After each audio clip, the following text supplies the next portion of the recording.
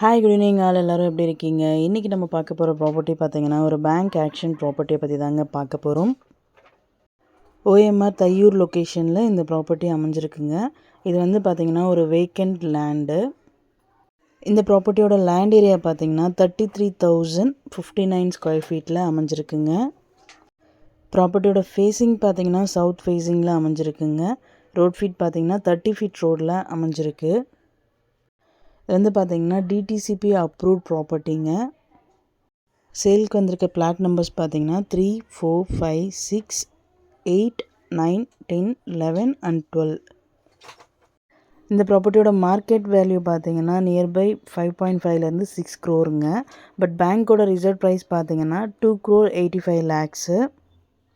EMD date பார்த்தீங்கன்னா 22nd November 2024. Action date பார்த்தீங்கன்னா 25th November 2024.